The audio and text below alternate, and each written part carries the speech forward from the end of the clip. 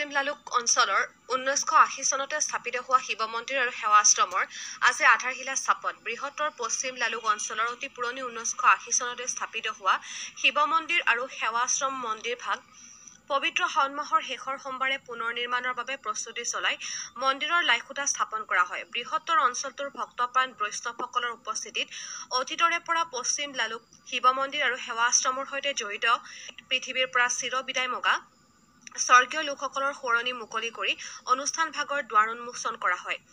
দুৱাৰ মুকলি কৰে সমাজসেৱক ৰোহিত চাহুৰ পৰিয়ালবৰ্গই। অনুষ্ঠান ভাগ মুকলি কৰে পশ্চিম লালুক গাঁৱৰ সমাজসেৱক দেবেন ডেকা বৰুৱাই।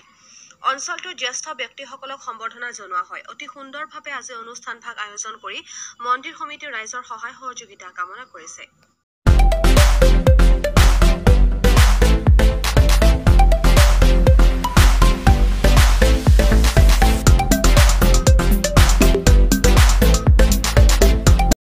প্ৰতিষ্ঠা কৰিছিলে পুৰণি মন্দিৰভাগ। বৰ্তমান এতিয়া মন্দিৰভাগ আপোনাৰ 2024 চনৰ আজি প্ৰতিষ্ঠা কৰা হৈছে পুনৰ। আমি পুৰণা মন্দিৰভাগৰ পৰা আমি আজি নতুন মন্দিৰৰ আধাৰশিলা স্থাপন কৰিছোঁ। হয়, 1980 চনত প্ৰথম স্থাপন হৈছিল, কিন্তু বৰ্তমান এতিয়া মন্দিৰভাগৰ অৱস্থা বেয়া হোৱাৰ কাৰণে জৰাজীৰ্ণ হৈছে। গতিকে আমি এতিয়া নতুন ঠাইলৈ আনিছোঁ। আমি এটা লাইখুটা আজি স্থাপন কৰিছোঁ। এই লাইখুটা ভাগ আজি আমাৰ পশ্চিম লালুক গাঁৱৰ বুলি নহয়, আঞ্চলিক ৰাইজৰ সহযোগত আমি আজি এই অনুষ্ঠানটি সমাপন কৰিছোঁ। ইয়াত ৰাইজৰ সহায় সহযোগ, অজস্ৰ সহায় সহযোগ পাইছোঁ। আমি চনৰ পুৰণা মন্দিৰভাগ আমি নতুনকৈ এই অকণমান স্থানান্তৰ কৰিবৰ কাৰণে এই লাইব্ৰেৰীৰ সন্মুখত নতুনকৈ নিৰ্মাণ কৰিবৰ কাৰণে এটা খুঁটা আমি আজি ভূমি পূজন কৰিছোঁ। এই খুঁটাটো মানে ল'বৰ কাৰণে হেৰিটো এই খুঁটাটো আধাৰশিলা স্থাপন কৰিবৰ কাৰণে আমি সকলো আঞ্চলিকৰ মানুহ নিমন্ত্ৰণ কৰি আমি এই খুঁটাটো শুভাৰম্ভণি কৰিলোঁ আৰু আগন্তুক দিনত সকলো ৰাইজৰ সহায় সহযোগিতা কামনা কৰিলোঁ। হয়, যিহেতু এই আজিৰ অনুষ্ঠান ভাগ যিহেতু ইয়াত আজি লাইখুটা প্ৰতিষ্ঠা কৰা হৈছে, এই অনুষ্ঠান ভাগৰ বিষয়ে আপুনি কি কয়?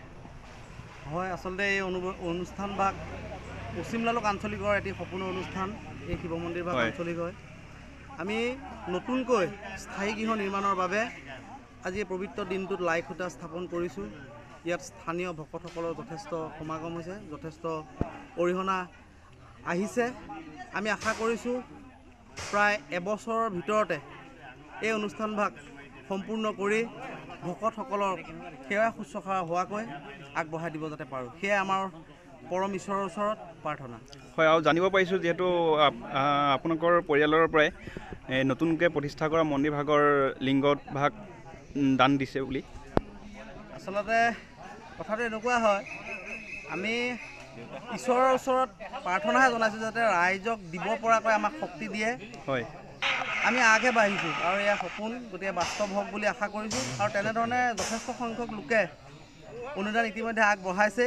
গতিকে আমাক খালি নিৰ্মাণ কৰিবৰ কাৰণে সময়হে অকণমান দৰকাৰ। বাকী আমাৰ অন্যান্য যিসমূহ বস্তু দৰকাৰ প্ৰায়খিনি আমাৰ ইতিমধ্যে আহিয়ে গৈছে।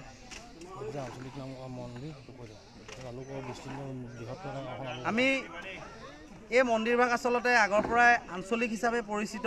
সেইকাৰণে গোটেই অঞ্চলৰ ভকতসকল ইয়াতে সমাগম হয়। গতিকে সকলোৰে সুবিধাৰ্থে আচলতে মন্দিৰভাগ আমি অকণমান বহুলোৱাকৈ বনাবৰ কাৰণে বিবেচনা কৰি আগবাঢ়িছোঁ আৰু সকলোৱে আমাক সহায় সহযোগ কৰিছে। গতিকে আমি ভকতসকলক ইয়াৰ এই মজিয়াৰ পৰাই কৃতজ্ঞতা আৰু সেৱা জনাইছোঁ আৰু আগন্তুক সময়ত এই অনুষ্ঠান ভাগ জীয়াই ৰখাৰ ক্ষেত্ৰত সকলোৱে সহায় সহযোগ আমি বিচাৰিছোঁ আৰু ঈশ্বৰৰ ওচৰত আমি প্ৰাৰ্থনা কৰিছোঁ অঞ্চলবাসীৰ যাতে মংগল হয়।